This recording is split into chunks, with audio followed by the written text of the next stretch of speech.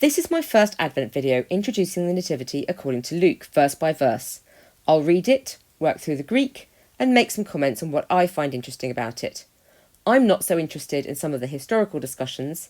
This is primarily a reading of the Greek, but I hope it can provide the starting point for greater reflection by those learning Greek. The text I'm using is United Bible Society's 5th edition. So, let's look at it.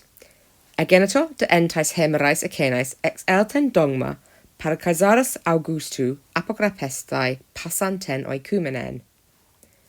We start off with ageneto. It happened.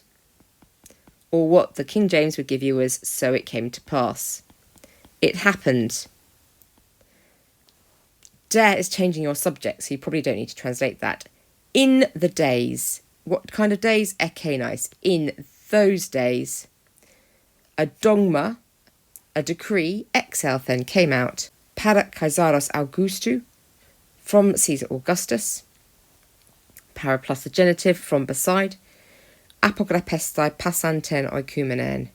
And now you've got the content of that dogma, which is for the passan, you've got an accusative subject, passan ten oikumenen, for the whole world, either to register in the middle or to be registered. This early section of Luke already establishes lots of vocabulary, stylistic and grammatical elements which are typical of Luke. We start with that ageneto. This might be found alone, with the de, as we've got it here, or preceded by a kai. There are 201 in the New Testament, 122 of which are in Luke Acts.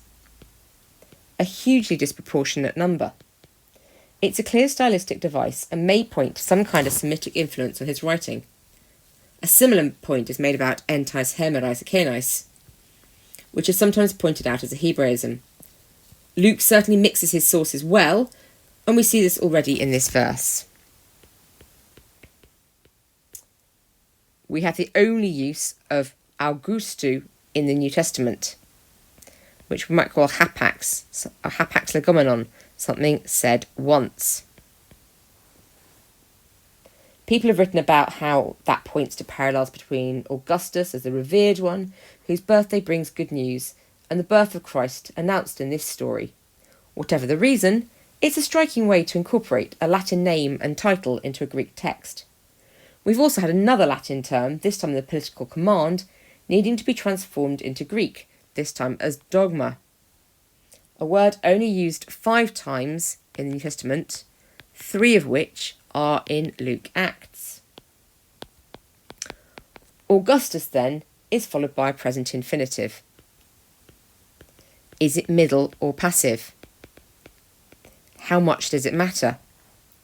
In his commentary, Edwards discusses the middle as making this a humiliatingly onerous task, while the passive might emphasise the level of subjugation the people are under.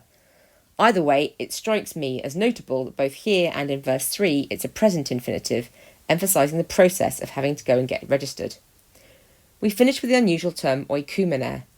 There are only 15 uses of this in the New Testament, 8 of which are Luke Acts.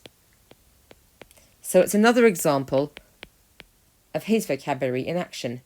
The whole known world, passan, gives us a hyperbolic completeness to show the extent of what's going on.